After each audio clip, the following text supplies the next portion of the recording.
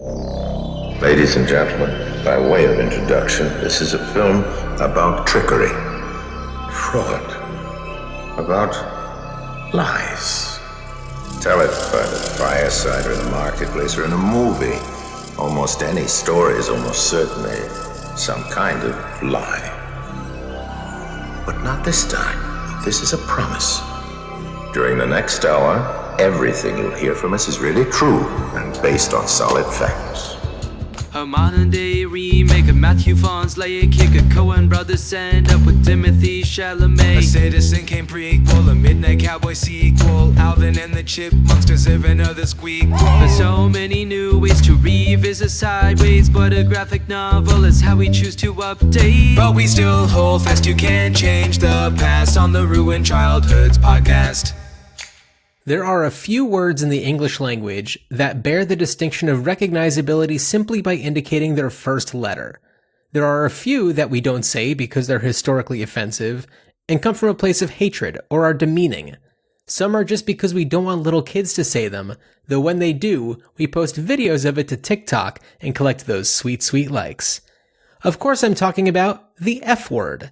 To avoid having to slap an explicit rating on this episode, I'll refrain from saying it, but you already know what it is. It's also the type of word that, when uttered by a significant person or spoken publicly at a televised event, it tends to capture a lot of attention. This was the case at the 72nd Tony Awards on June 10th, 2018, when actor Robert De Niro uttered two words that evoked a standing ovation from its largely liberal live audience. F-word, Trump. But Mr. De Niro is no stranger to the F-word. In addition to more televised tirades about America's 45th president, De Niro's 1995 film Casino ranks 8 when it comes to films that drop the F-bomb the most, with a whopping count of 422. Martin Scorsese, Casino's director, does have that number beat with another film, The Wolf of Wall Street, ranking at number 3 with 569 utterances of the F-word. But not all of Scorsese's films fall on this list, which may be shocking to some. Movies like Hugo or After Hours, the word isn't mentioned at all. After Hours, released in 1985, stars Griffin Dunne as a New York data entry cog who embarks on an unforgettable night of miscommunication, scrounging for cash, and encounters with Lower Manhattan's late-night dwellers, some of which are played by Rosanna Arquette, Linda Fiorentino, Teri Garr, pour one out as of today, the day that we're recording this, and Catherine O'Hara. Scorsese, an SCTV fan, gave O'Hara one of her first feature film roles, leading to a series of unforgettable performances that would fill her shelves with awards for decades. But her winningest performance has to be Moira Rose in S-Words Creek, the story of a wealthy New York family who has fallen from grace after they lose their fortune and have to move to a town that Moira's husband Johnny bought as a joke. Some of the many iconic Moira moments include folding the cheese to make enchiladas, The Crows Have Eyes, and her commercial for Herb Ertlinger's fruit wines. During the filming of this commercial, Moira gets increasingly more drunk off of fruit wine as her performance continues to deteriorate. It could be argued that this is an homage to a series of ads for Paul Masson wines produced between 1978 and 1981, featuring an intoxicated Orson Welles, the outtakes of which went viral and continue to collect those sweet, sweet likes.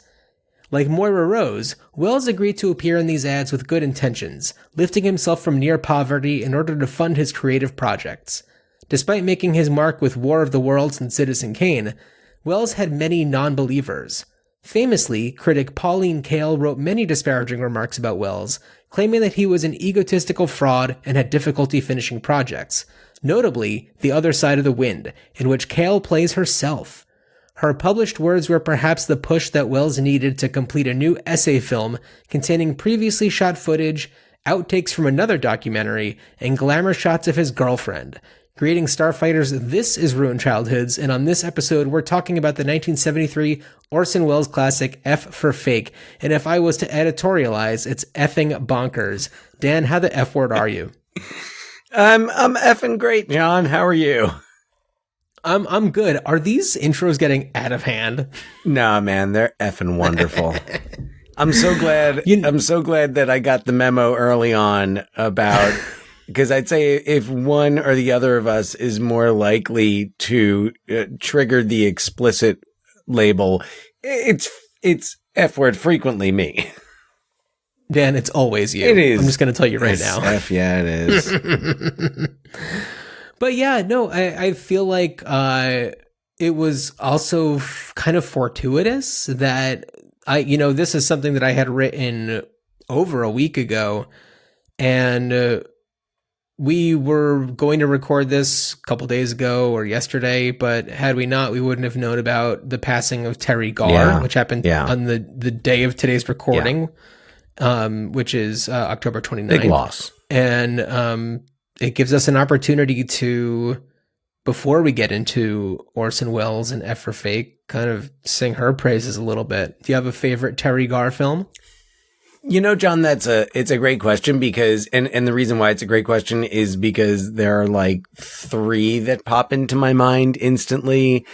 So I would probably say favorite Teri Garr, probably film and performance, is Young Frankenstein. It's hard to beat that one. It is hard to beat that, though I would say Tootsie comes the closest. She's incredible in Tootsie. I'd say, as far as her best film, I'd say Young Frankenstein. No. Best performance, Young Frankenstein. Best film, I'd say After Hours, which is just a personal favorite of mine. Yes. The aforementioned.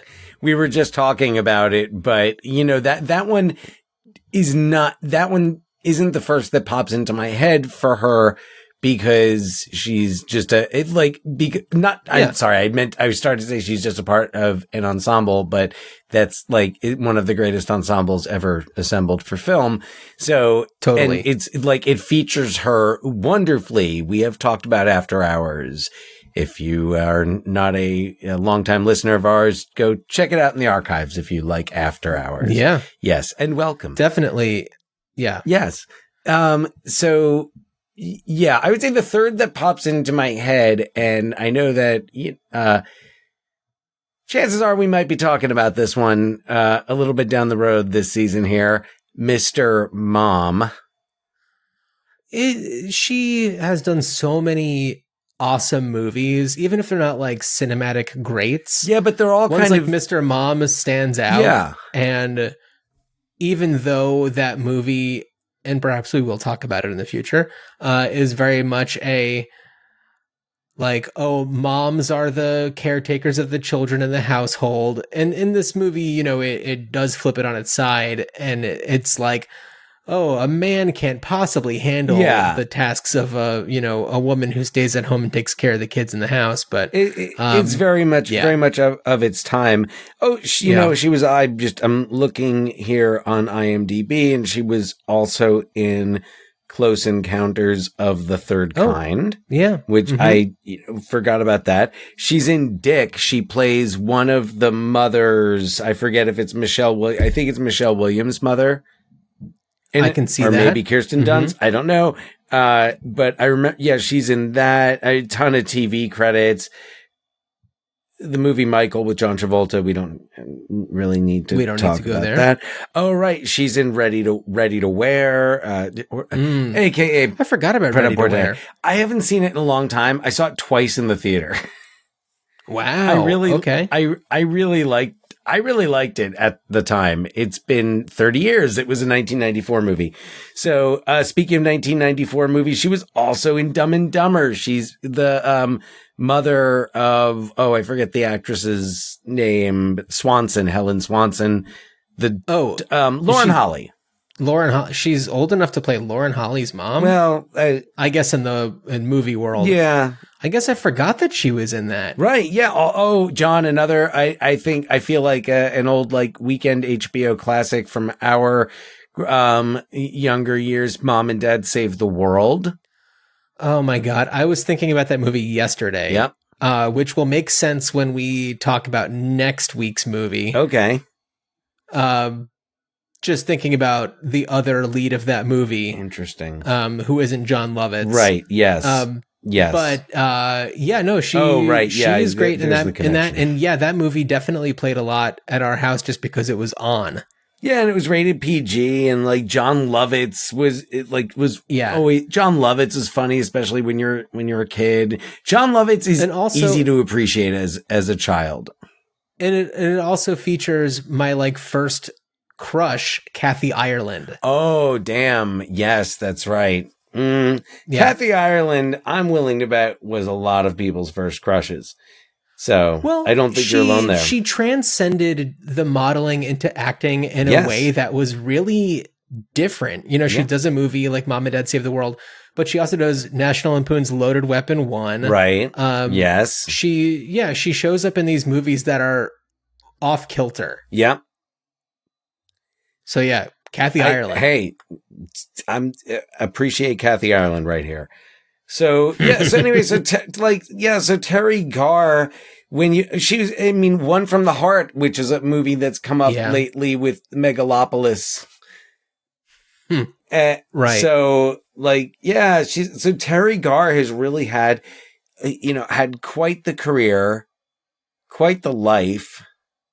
And definitely, like, I think she qualifies to be called an icon, especially Legend. when you look at when you especially, I would say, Young Frankenstein, her performance in Young Frankenstein. Frankenstein. Yes. So yeah.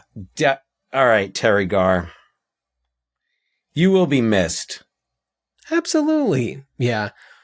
But, this gives us an opportunity to look back at a lot of her old films and, show them the love. But, Dan, circling a little bit closer to F for Fake, another thing that when I was writing the intro, I wasn't at least able to find in like the search that I did anybody else making the connection between Herb Ertlinger's fruit wines and the Paul Masson wine commercials that Orson Welles did. Because, the whole gag in, there's kind of like a two-parter gag for Schitt's Creek, but she, isn't able to say Herb Ertlinger, but it doesn't help that she's also getting more and more drunk. Right. It's a hard name to say in the first place. And then, Dan, have you seen the Paul Masson wine outtakes? I don't think I've ever seen them. And like, you referred to them as viral, and like, they were viral before viral. I remember hearing them. Yeah. It might have been on 90s flashback Opie and Anthony. Okay.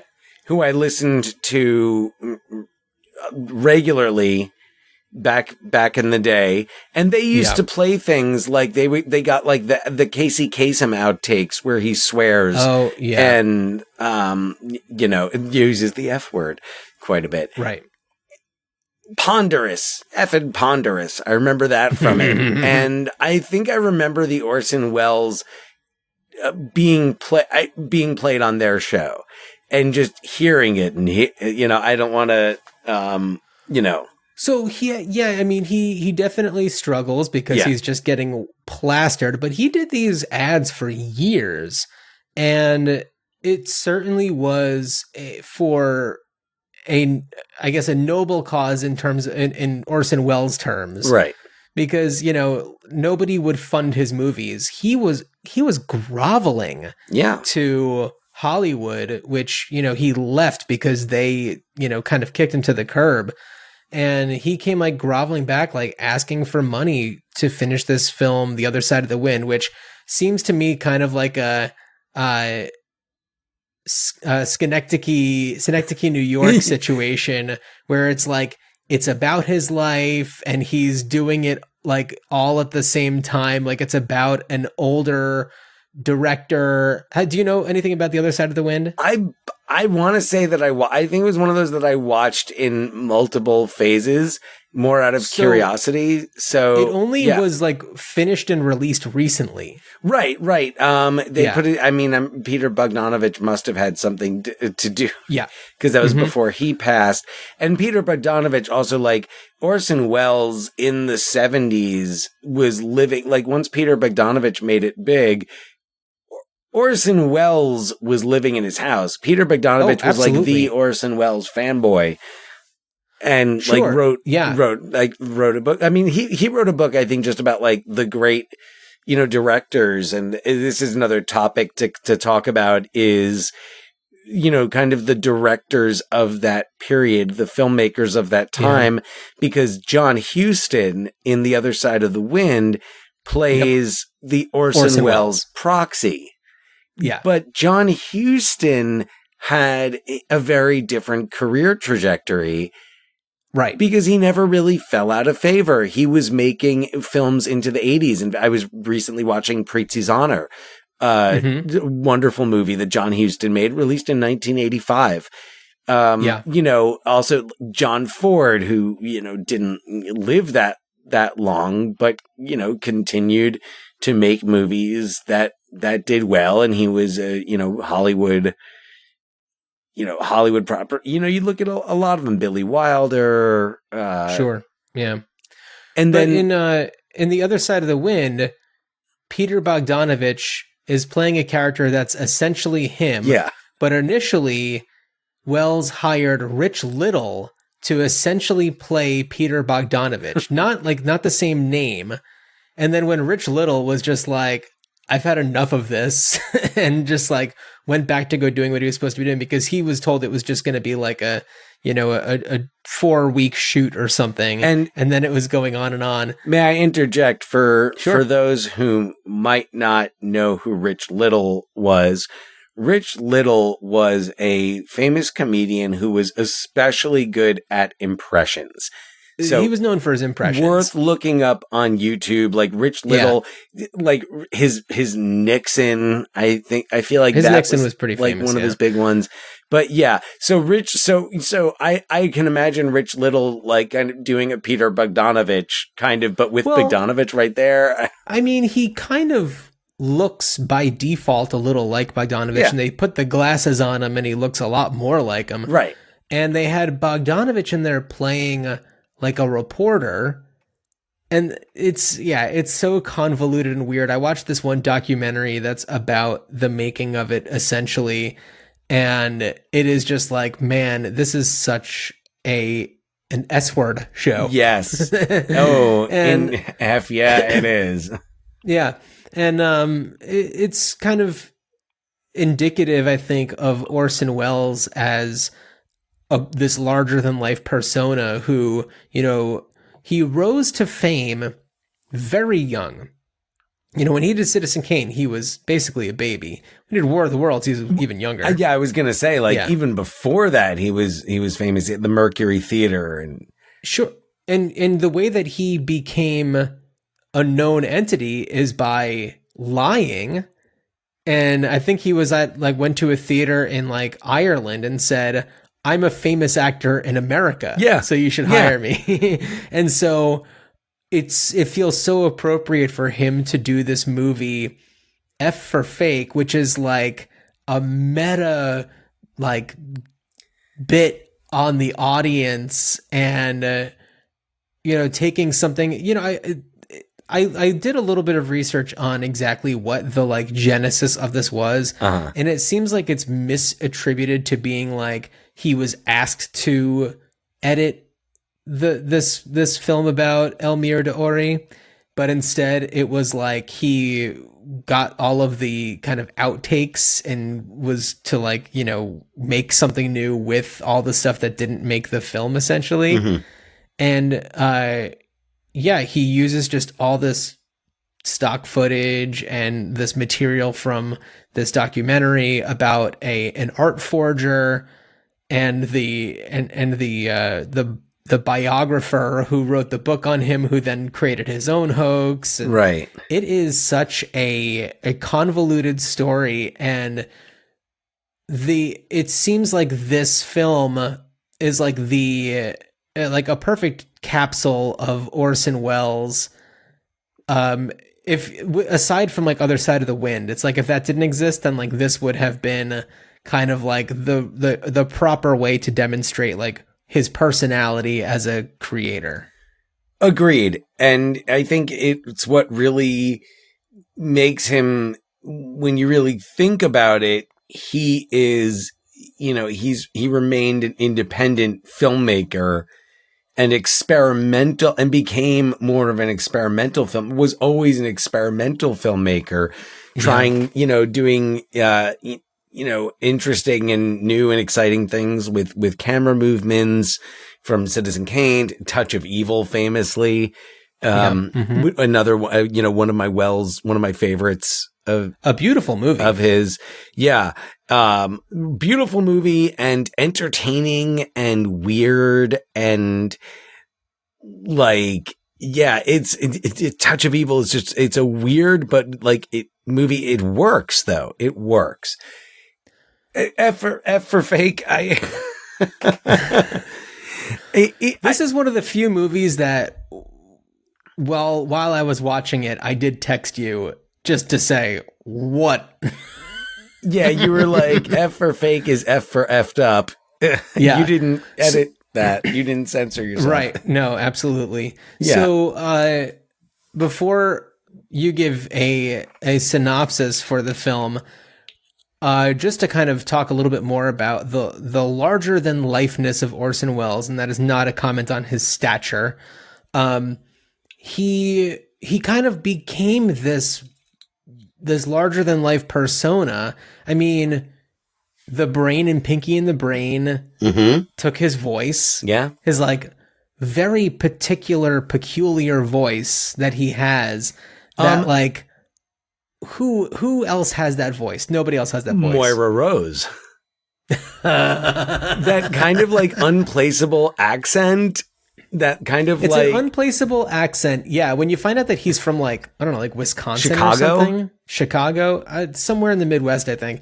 But I think he's like some small Midwest town. Yeah. But yeah, they use a lot of big words in such a way that you're just like, who are you using that word for? Because it's not for us.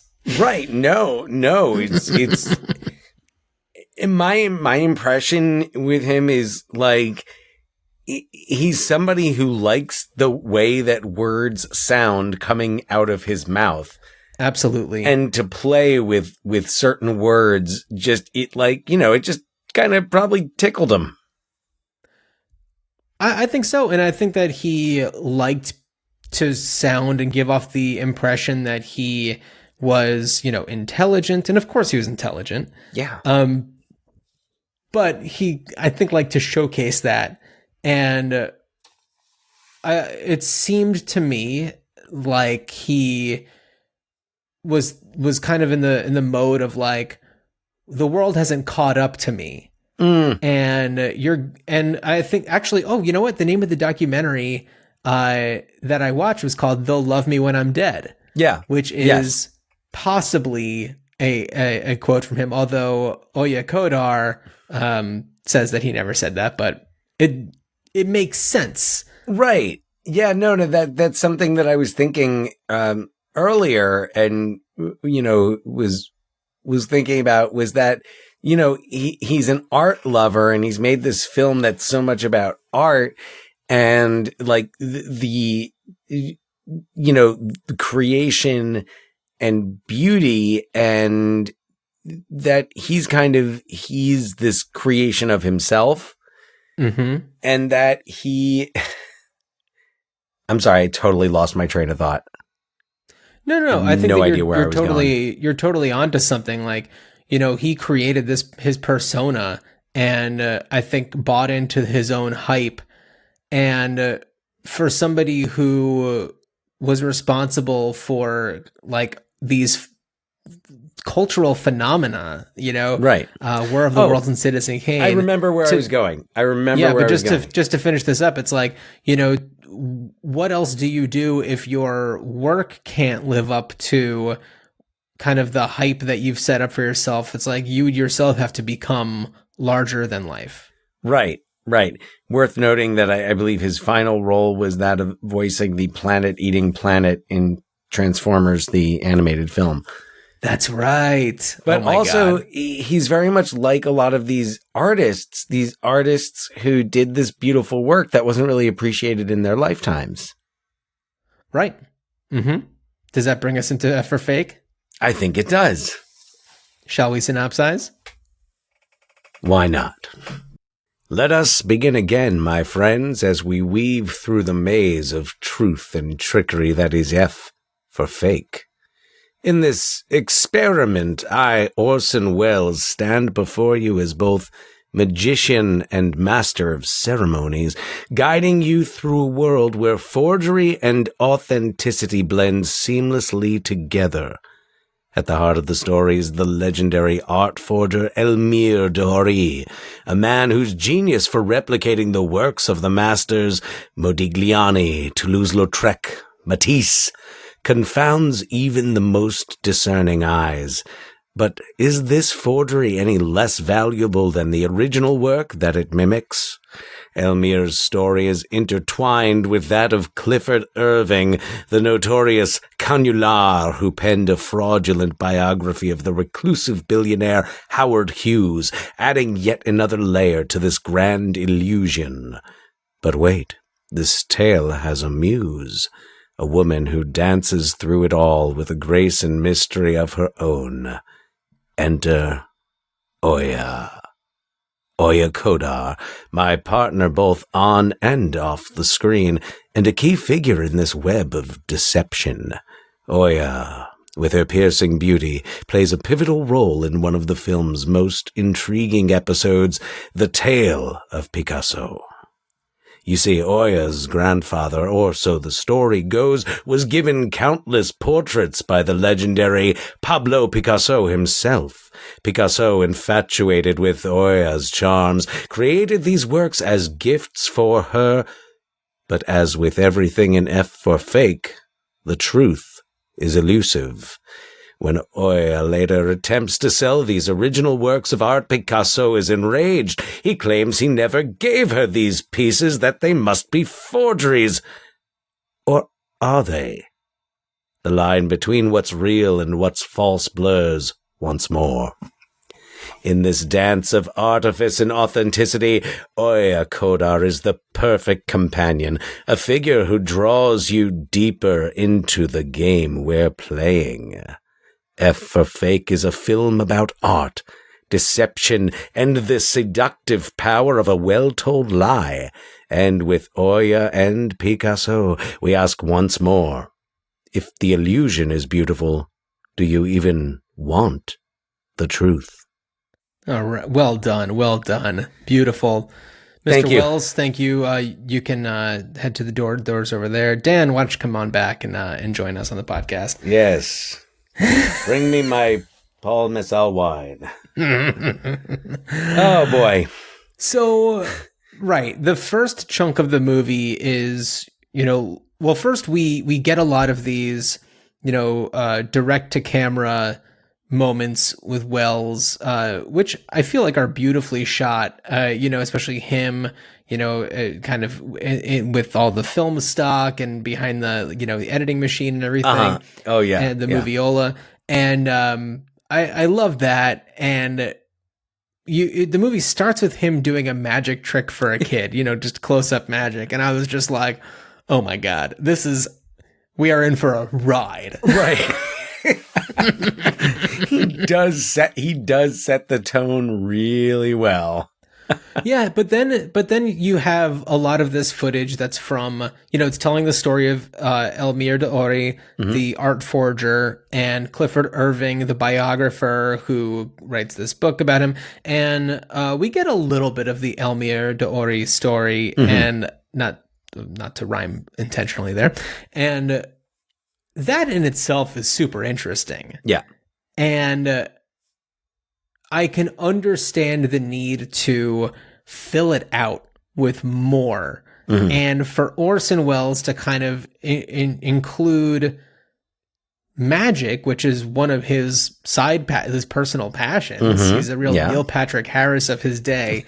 It makes a lot of sense to kind of weave in I see what he's doing, and right. I appreciate it as a viewer all these years later. But man, this must have just confused audiences at the time. I'm sure. I didn't go back and read any reviews or anything. I read an essay that was written to go with the Criterion version of this. Yeah, but yeah, you imagine going to see this and you're like, oh, Orson Welles made this. F for fake. Like, imagine you know nothing. All you know is like Orson Welles directed a movie called F for fake. I'm going to think it's like an espionage movie or something like that. Sure. And then you walk in. Before I knew anything about it, that's what I thought it. I mean, knowing that it was about art forgery, I thought that it was about that. Right. And that it was a more narrative movie. Right. Yeah. Yeah. Which, I mean, who's to say what would actually work better? And it's definitely a movie that's frustrating to watch, and it works better as a conversation piece later, because then there's so he does this, he has this whole section in the beginning about the, about Elmire and Clifford Irving and like their story, which is true. Yes. But it's about, if you can reproduce a Monet exactly, like perfectly. And they talk about how creations of his are like in museums and galleries as the real, masquerading as the real thing. And people can still get the same experience looking at it. Like, if they don't know, they're not, if they think they're looking at Da Vinci's Mona Lisa, but they're really looking at Elmire's Mona Lisa, and Elmire's Mona Lisa looks identical. Sure. Mm-hmm. What's really, like, aside from the fact that you're not looking at paint that's been there for hundreds of years and that was put there by the hand of Da Vinci himself, to me, that's the difference maker. Right. But they make this point about beauty, and then they go into this other story. Right. So, before we get to that portion, which I'm assuming you mean that the Howard Hughes biography? Oh, no, actually, I mean, after that, I mean the Picasso. The Picasso. Okay. So that's the end. So regarding the kind of the value of Elmire's forgeries, it made me think a lot about The Thief Collector, which is the first movie that we did for The Walt, my online discussion forum for documentary films, thewalt.substack.com. Walt stands for Watch and Learn Theater. And one of the things that I thought about a lot while watching The Thief Collector and while talking to Alison Otto, who was the director of The Thief Collector, that is a documentary about this couple in New Mexico who stole a Willem de Kooning painting from a museum and never told anybody, and it just hung in their home like behind a door from 1985 until 2017 when they died. And it was a whole big thing. And the museum was, I think it was a university museum in Arizona that had this painting stolen. And the mystique behind this Willem de Kooning painting, I feel, adds to its value, because now part of its story is that it was stolen by this, very regular seeming couple, these teachers, in 1985. And it changes the way that you approach the painting. And so I feel like for a forgery, it's really just worth the canvas and paint that it costs to, create it, until a museum buys it and accessions it, or if it gets, lent out and goes on display or anything like that. And that creates the value in it, because now part of its story is that it fooled the experts. And that's something that this movie goes into, is like, all of the experts who examine these paintings confirm them as being authentic to like Modigliani. Yeah. And such is not the case. There are these forgeries by Elmire d'Ori, who, the film does, it touches on these things a little bit, but it's like, what a fascinating person who this is only catching up with him, later in life, and doesn't go as much into his, run from the law as it could have. Right. And kind of escape to Ibiza. And and he did serve time in prison, and he talks about that in the documentary, in like the footage that they have. Mm-hmm. But it's like the movie is not really about that. And and it's kind of funny because it's just like, oh, you're not just making a whole movie about this fascinating little gay Hungarian man or wherever he's from. This movie is about like basically two things. Right. Orson Welles' fascination with fakery. Kodar. And this, well, that's the second thing. And no, and how it's him bragging to the world about that, he's in his later years. He is not in the same shape he was in the Citizen Kane days.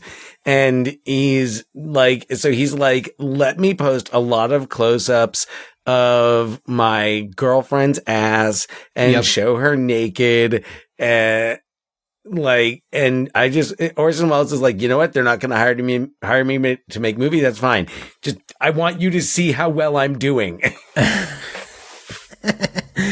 That's one way of looking at it. Yeah. It kind of feels, no, I'm exaggerating, but it sometimes feels that way. It's like, yes, Orson, we get it. You can get it. Like, I've kind of felt like it was similar to the way that like Tim Burton always puts whomever he's dating in all of his movies. And it's just like, check out this hottie that I'm with. Yeah, except like Oya is really like the purpose of her, like it. Oh, yeah. She's and Oya is no Helena Bonham Carter, to be fair. Well, no. Yeah, this is all due respect to Oya Kodar, who is still living, still with us. Yeah, and by the way, I know that you were kind of you were starting to mention something earlier, that the film is about two things: his obsession with, what was the first thing? Oh, trickery. Sure. Yeah. And fakery, and his need to show the world how hot his girlfriend is. Right. So Oya Kodar is a model that he met while he was still like married to, I think, his like third or fourth wife or whatever, and whom he leaves for Oya, whose name is Olga Palinkas, who's Croatian, and he renamed her. He gave her new name. Like, they call it a stage name, but let's face it, when has she gone by Olga Palinkas since he kind of just gave her a new personality? Oh, yeah.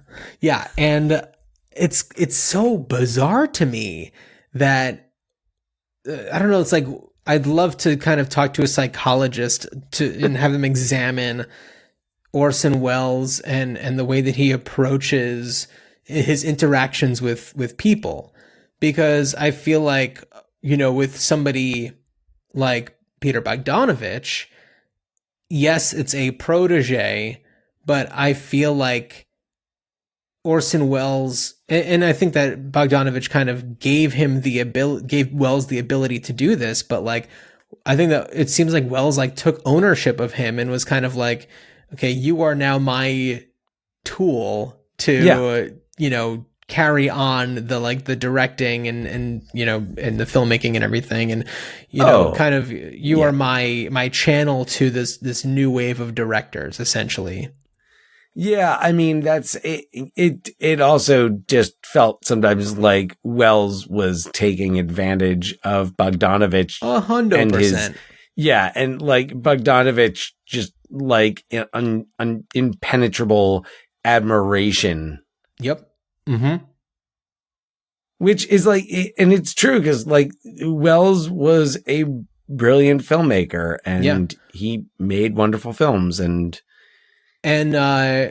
just to bring, it feels important to bring this up also, but when you watch the movie Ed Wood and you see Johnny Depp's portrayal of Ed Wood, he talks ad nauseum about his admiration for Orson Welles, and everything is Orson Welles this, Orson Welles that. That's right. And then he meets Orson Welles, who kind of gives him this, renewed sense of faith and outlook into filmmaking, and kind of taking the people who are, funding, like graciously funding his films and essentially saying, but this is my picture and I'm doing it my way, which is such an Orson Welles thing to do. Yeah. And it's like, for somebody who's constantly begging for money to then, once he has it, say, and now I'm just going to continue to do whatever the hell I want.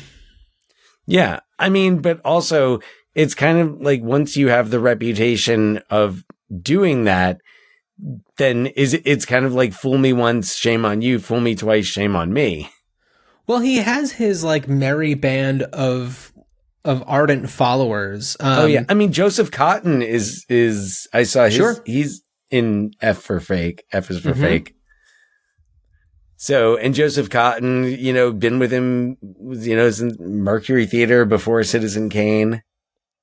Yeah. And Gary Graver was Orson Welles' like cinematographer for years and years and years and years and years, and just would do whatever Orson Welles wanted him to do, until he was like, I don't have any money, I need to go take another job real quick and then come back. And it was to the point where Gary Graver, what was it? Graver. Gary Graver was he was shooting porn, and it got to the point where Welles was like co-directing and helping him edit porn. So right. Yes. Fascinating. I remember hearing that story. I forget the context. I mean, that was in which I heard it, but yeah. Oh, okay. Yeah, it's just fascinating because there are these people who, their lives are so tied to his because they showed him admiration when they were first starting out, and then he kind of took them in and had this, like, put them in this trance of just like, I am part of Orson Welles' fan, like the great Orson Welles. Like, I am part of his group. It's a cult of personality. Absolutely. I think that Rich Little's the only person who didn't, drink the Kool-Aid fully. No. He's the one that got out. No, yeah. Rich Little probably gave him his best, like, Nixon with the the fingers up and got on the chopper and got out of there. Yeah. So I feel like it's only appropriate to do this right now. Spoiler alert. Because if we're going to talk about the Picasso bit, spoilers are abound. Yes. But the movie begins and Wells says, for the next hour, everything you see will be the truth. And then sure enough, after an hour comes this Picasso bit, which, Dan, were you tricked by this bit, which was not a true story? Was I tricked by it? I mean, I was skeptical just because I had also remembered reading that, like, there was something about the movie that was fake. So you went into it knowing that there was something. Well, but on the other hand, like, I'm not going to say that when that started, because also by that point, I had gotten through the other parts, and at this point, and also, like, I didn't watch it all the way through twice, but I watched it again. And the second time I watched it, as soon as he said that about everything I show you for the next hour will be true, I was like, oh, right. Yes. I didn't even think about that last time, but yes, now that makes sense. So I like, not hook, line, and sinker, but like, I wasn't sitting there the whole time like, this is BS. So, yeah. Yeah. I think when it started, and there's this whole story about how, Pablo Picasso would see her like walking down the road every day and became just infatuated with Oya Kodar, and until she eventually would pose for him, and he would do these sketches of her and these paintings of her, and that her grandfather was part Yeah. of it. As soon as Yeah. the grandfather came in, I was like, nope, this is bogus. That's so weird. Like, either it's gross or it's fake. And I hope that it's fake. Well, it was like weird. No, because she was like staying with her grandfather. Right. Who lived near the beach, and she would go to the beach every day. Well, the part with the grandfather was that he, she gave him the paintings. Oh, well, yes, yeah. Right, yeah, that's a little weird because they're all of her, like, really naked. Yeah. Then again, it's Picasso, so, But yeah, I feel like maybe this is obvious, maybe I'm stating the obvious, but the point of that being, well, if it's a good story, who cares if it's fake? Well, yes. And then especially once you get to the end and it's just Orson Welles doing magic tricks.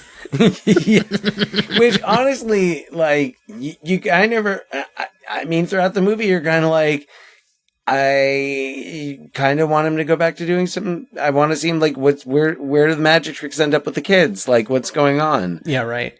Well, during the movie, I loved the editing. I felt like it had such a cool pace to it that felt very of its time.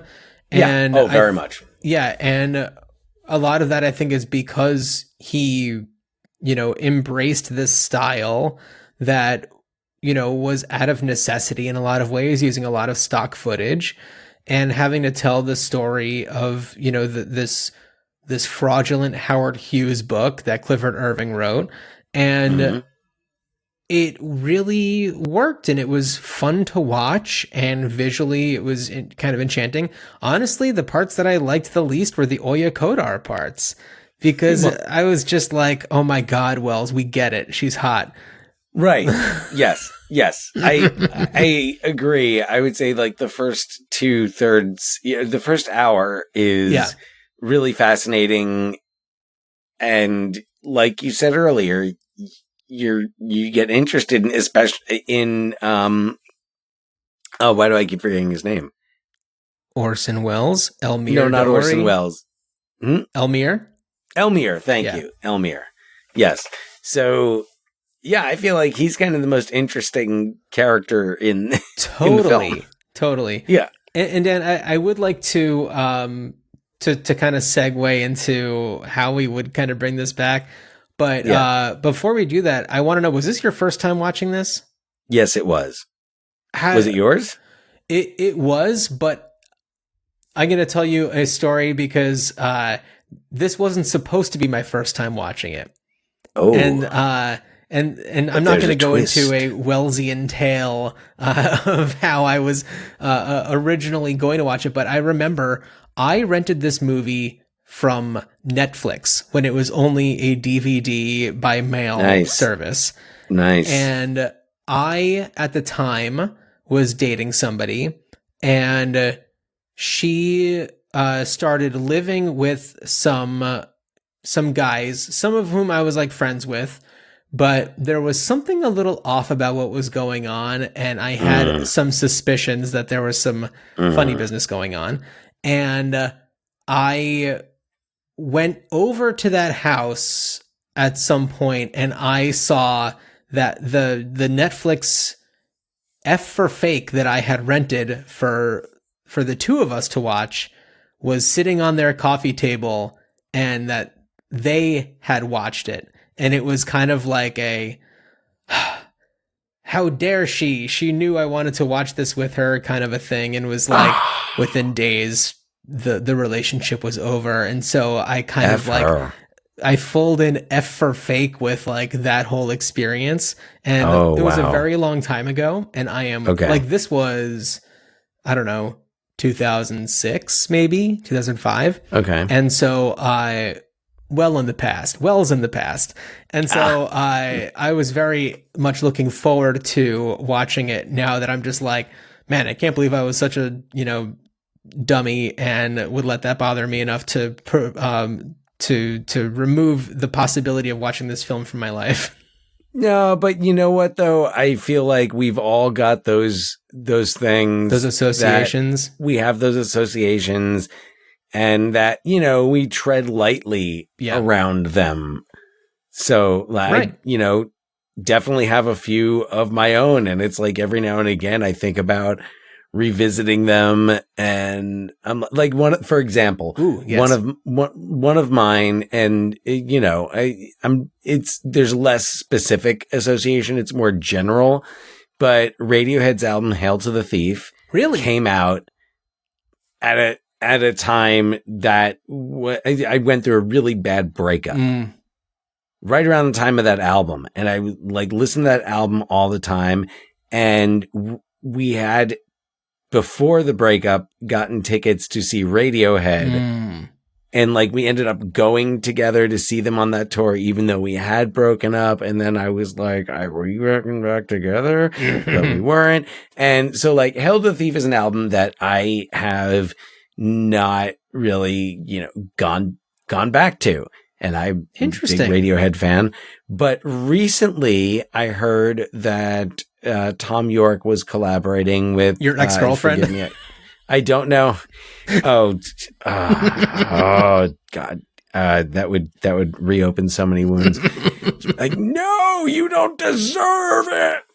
But yeah, no, but that he's working on that they're doing a version of Hamlet.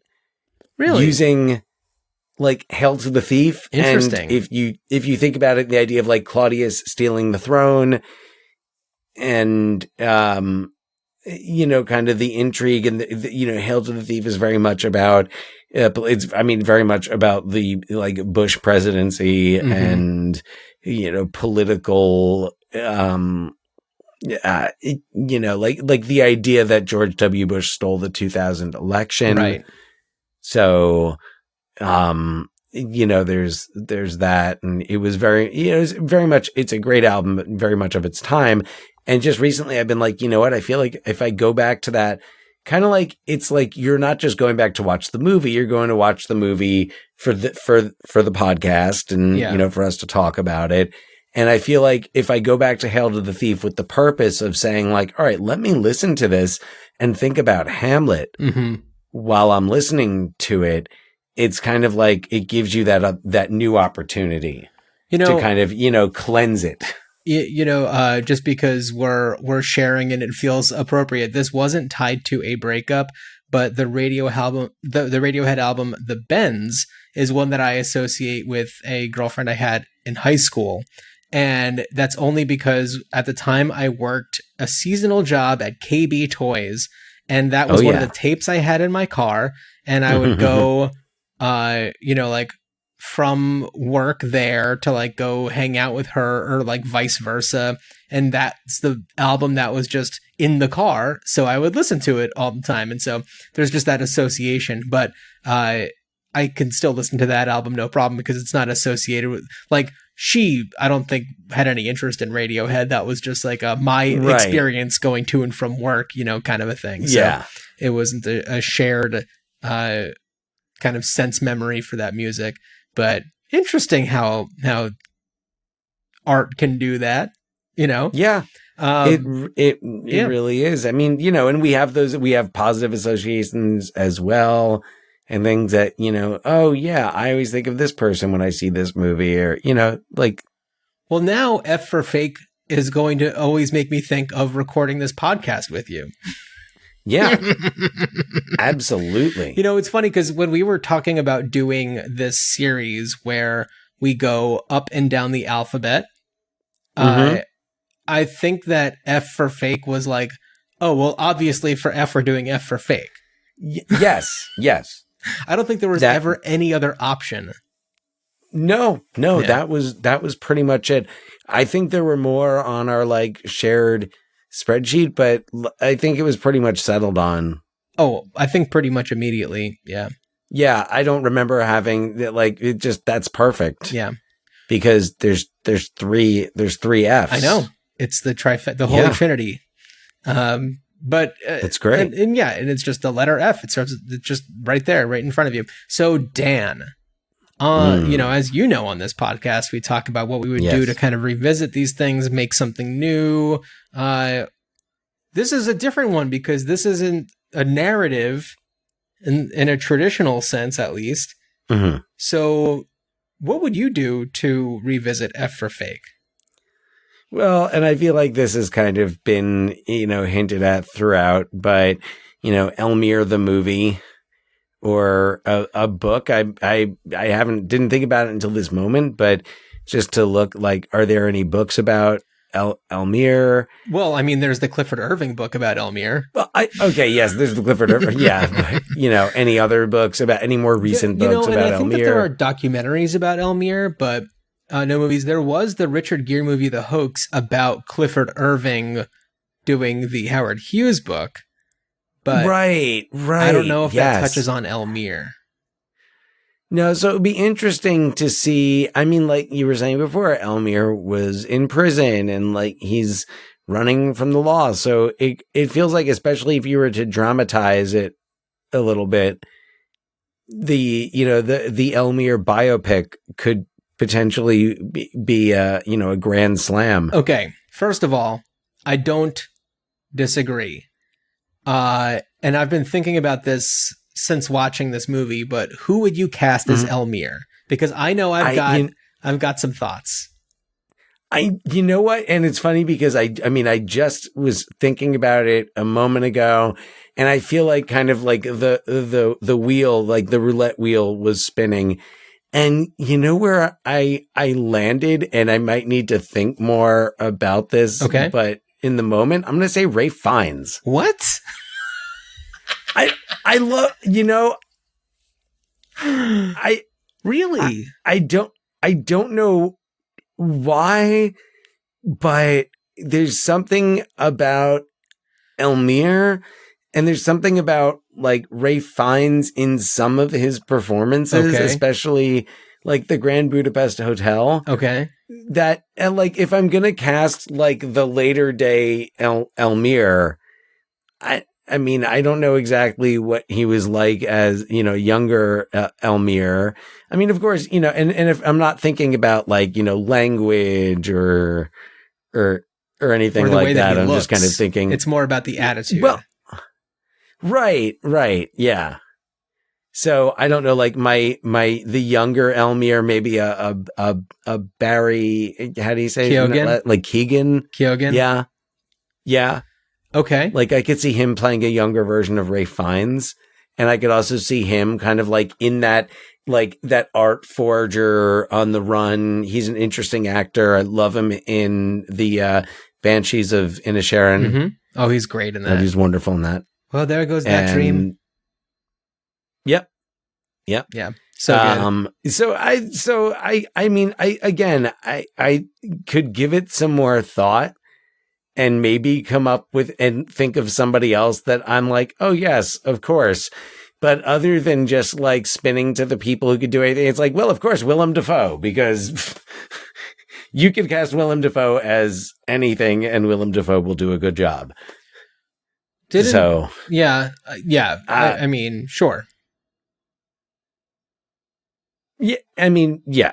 So who would you cast? Who's your Okay, Elmire? So I had two directions, and one of them is impossible because unfortunately he is no longer with us.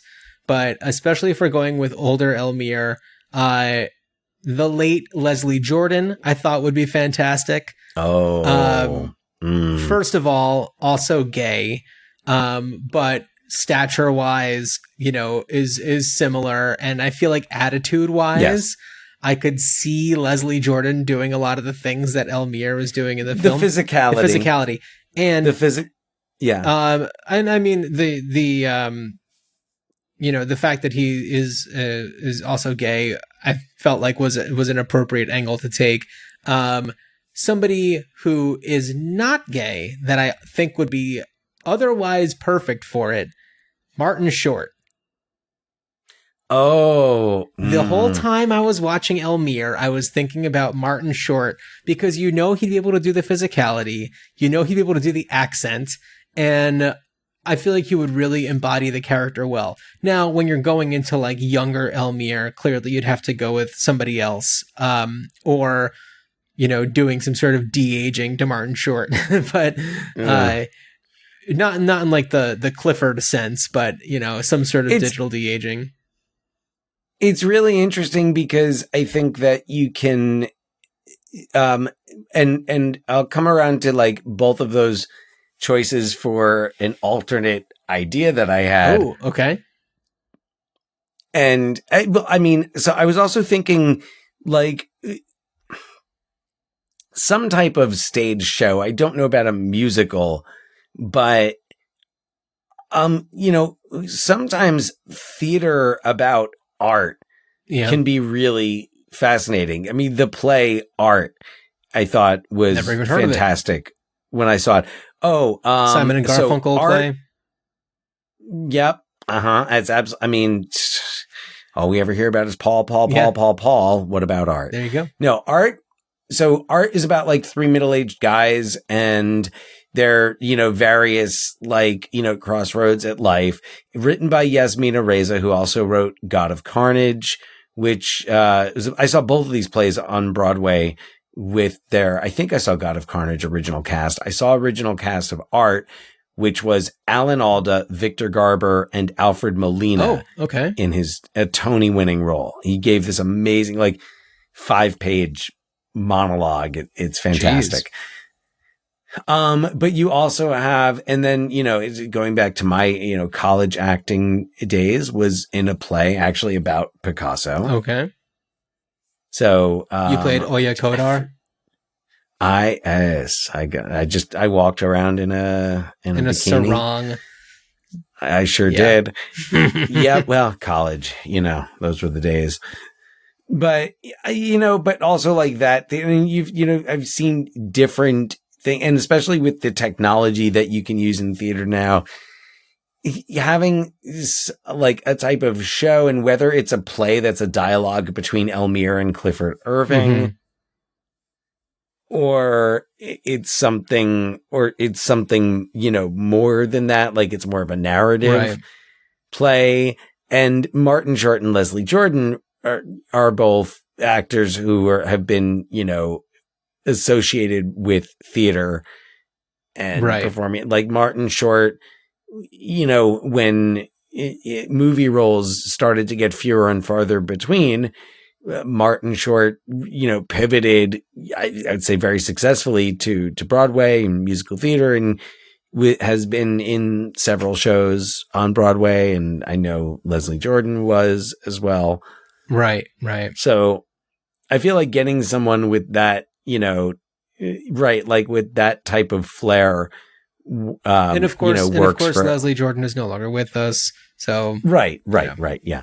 So, but I feel like, and maybe not in the physicality, or maybe not in the, stature, but that's where my, Ray Fiennes pick comes in. And I think about Hail Caesar. I think of Lawrence Lorenz. Oh, obviously you do.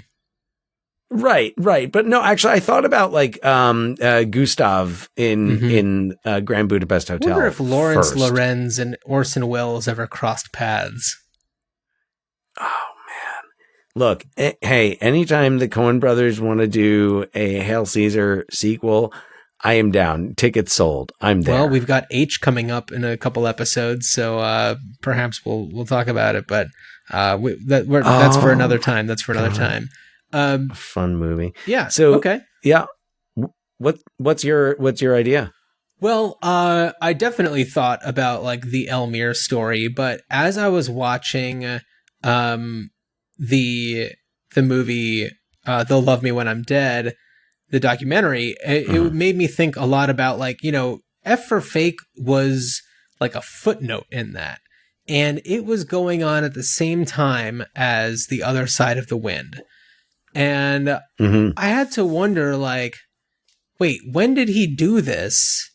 When, this wasn't going to be a giant money-making success. Like, F for Fake, like, certainly wasn't done to just bring in money to, like, fund other projects. No.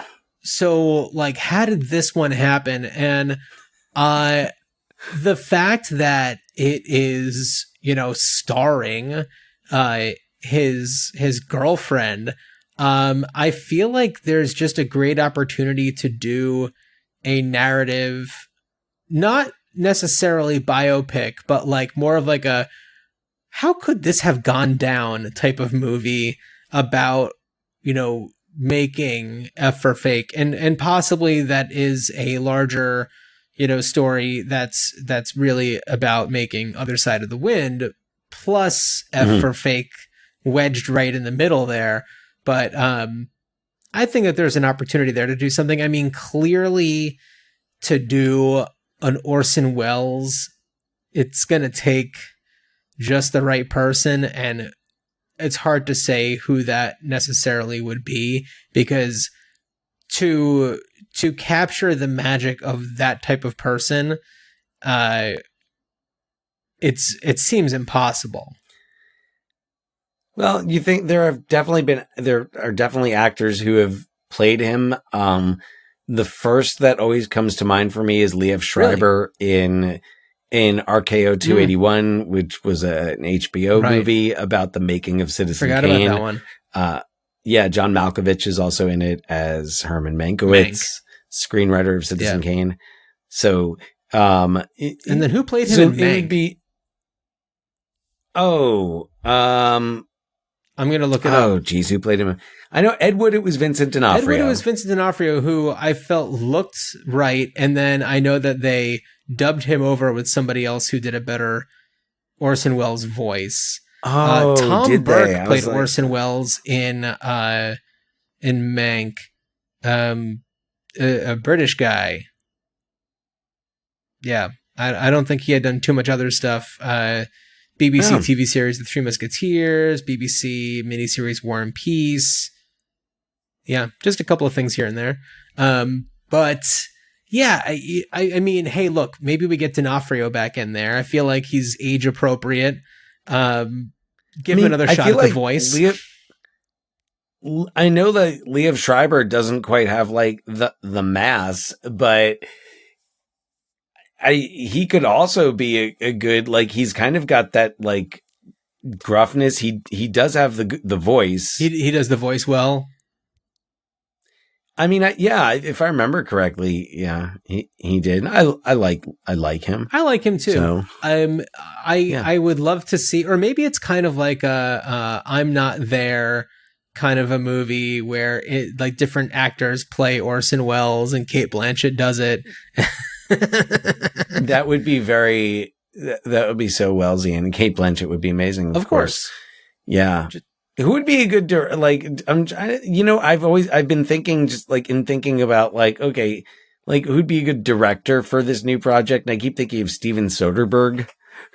Yeah, I could see Soderbergh doing something. I don't know. I feel like the more recent Soderberghian stuff, since he quote unquote retired, hasn't had the like special sauce that he once had.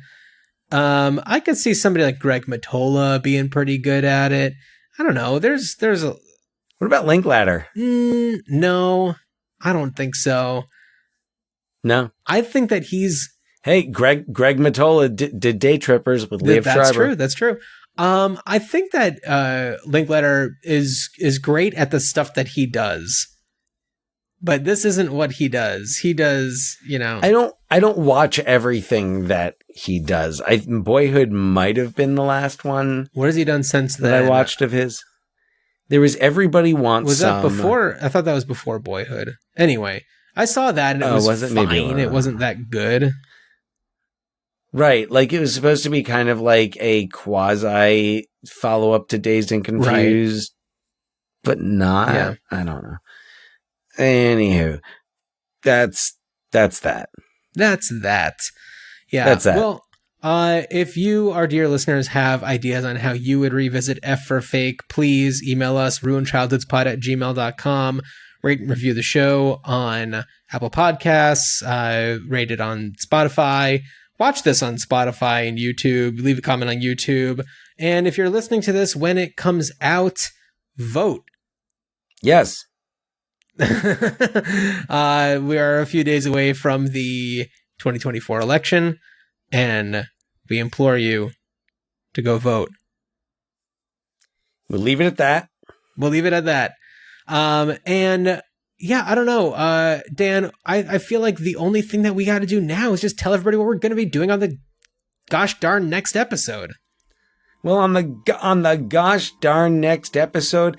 Oh, so speaking of the aforementioned Ed Wood, There we go. we are going to be talking about Glen or Glenda from 1953. Damn of course, right we written are. and directed by Edward D. Wood Jr. Yes.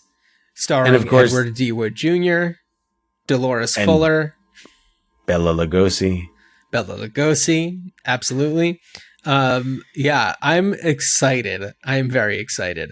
This is a fun one. It's fun to be watch. Like Glen or Glenda is not necessarily what I would call a Halloween movie, but Ed Wood is a very Halloween director. True. Yeah. So fun to be watching one of his films. So Yeah, absolutely. And, even though and we'll certainly talk about this a lot more in the next episode, it's like, this is a notoriously bad movie, but you know what? It is a classic. It is a cult classic. And I feel like it's a culturally relevant movie. And we'll talk certainly at length about that on our next episode. And feel free to weigh in if you have some a perspective on Glen or Glenda. Email us ruinchildhoodspod@gmail.com because we'd love to hear from you, and especially to incorporate perspectives other than our own for a movie like Glen or Glenda that captures the queer experience. Is certainly something that we would like others to help us weigh in on. That would be much appreciated. Indeed. Yeah, please. Well, Dan, as you are following Oya Kodar down the streets to the beach, I wish you a good journey. Good journey.